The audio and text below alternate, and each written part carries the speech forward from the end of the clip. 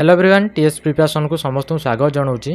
बहुत गुड़े पिला वेट करते केबे बीएड आसीबो केबे आसीबो केबे आसीबो सो फाइनाली आसी जाइए तार नोटिफिकेशनटा आम देखी नवा। आज भिडियोटे देखी नवा केबे एठू बीएड स्टार्ट हम ऑनलाइन अप्लाई केबे तार लास्ट डेट अच्छी केबे एडमिट कार्ड आसीबो केबे तार एग्जाम डेट अच्छी है से सब देखी नवा।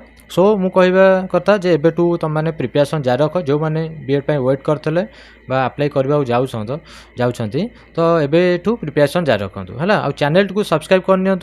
बहुत गुड़े मु सिलेबस अनुसार प्रैक्टिस सेट आने को जाऊँगी तो चैनल को एबे सब्सक्राइब करनी और बेल आइकन क्लिक करने भूलें। ठीक अच्छे आ वीडियो गुड़ी को निज फ्रेंड मानू कौन करेंगे शेयर करने को भूलें।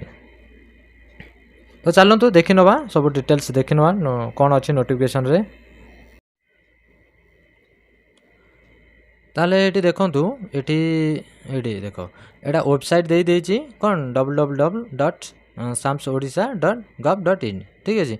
तो यही वेबसाइट रे तुम जाकि अप्लाई कर पार। डेट दे देछि 29 मई 2024। ठीक अच्छे आउ तार लास्ट डेट दे देछि भी 10 जून 2024 एटा लास्ट डेट है।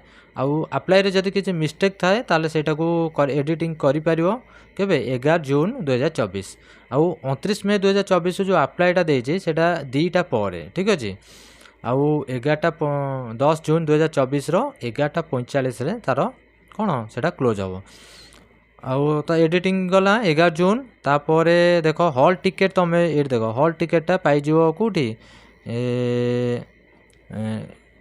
तार वेबसाइट दे देछि ssbodisha.ac.in रे है ये वेबसाइट रे पाइबो। तार डेट दे देछि 15 जुलाई 2024 है 11टा पर। ठीक अच्छे आउ बीएड आ बीएचईडी रो कौन तार एग्जामटा दे देछि 24 जुलाई 2024। देख यहाँ 24 जुलाई आ 25 जुलाई गोटे दिन पर एमएड रो एग्जाम है may be A data change हो पारे न भी हो पारे आ जदि भी है डेट चेंज तो आसपास किसी रहा बेस डेरी करनी।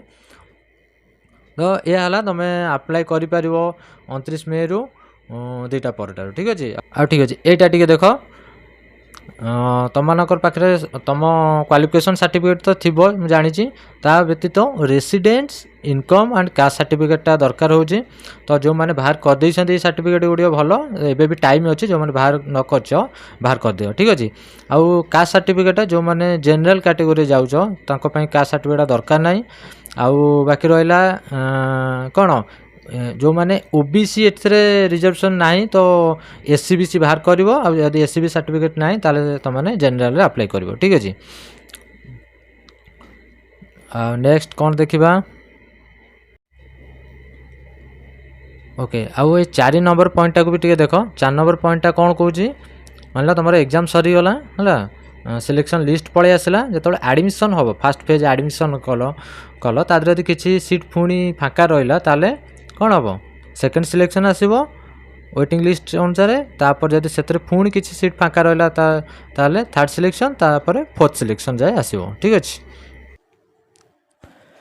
तो ठीक अच्छे आम ए जानीगले अप्लाई डेट जानीगले 29 मई आउ लास्ट डेट 10 जून एग्जाम डेट भी जानीगले बीएड रो 24 जुलाई आउ एमएड रो 25 जुलाई। तो बेसी दिन हाथ में ना कम दिन अच्छी तो प्रिपरेशन एबेटू जारी रखु। तार ये जो नोटिफिकेशनटा जदि पीडीएफटा दरकार ताले मोर तले डिस्क्रिप्शन में link they दूची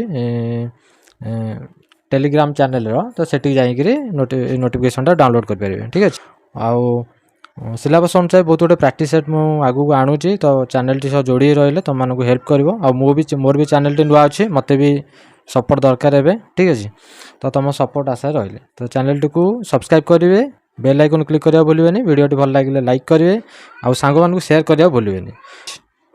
thank you everyone.